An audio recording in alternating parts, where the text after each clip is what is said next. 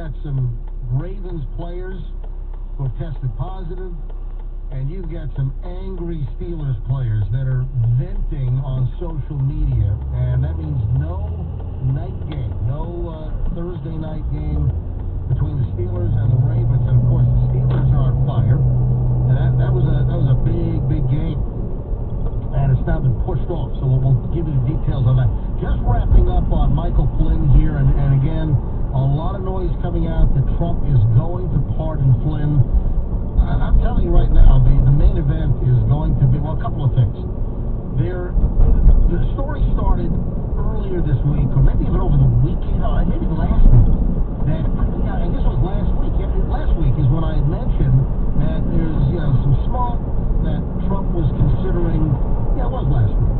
That Trump was considering a strike on Iran, and now that is heating up again, and we're talking about a strike on the Iranian nuclear facility at Natanz, and that is starting to boil up again, and we'll give you the details on that. So that could be a really serious main event in the waning days of the Trump administration, but also front and center, though, who is Trump going to pardon? And apparently Flynn is on this list. Just to quickly go over the story here, that Flynn's legal problems all started during the 2016 transition when Trump won the White House and defeated Hillary Clinton in November of 2016. And what happened is that Flynn urged Russian Ambassador Sergei Kislyak in a phone call not to escalate the Russian response to what the Obama administration had done on imposing sanctions on Russia for election interference. Flynn then lied about not discussing the sanctions to Vice President Mike Pence, who repeated that denial to the media, causing alarm among Justice Department officials who feared that the lies made Flynn susceptible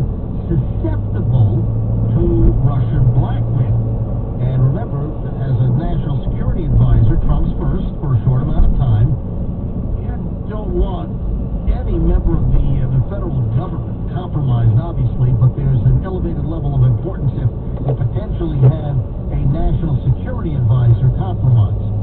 So in January of 2017, Flynn was interviewed without a lawyer by FBI agents as part of a counterintelligence investigation into Russian interference.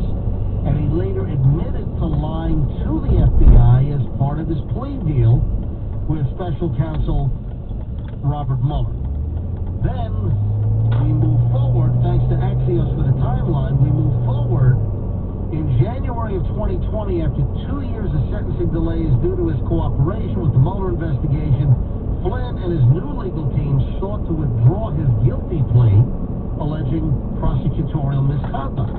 A federal prosecutor appointed to review the case by Attorney General Bill Barr recommended that the charges be dropped.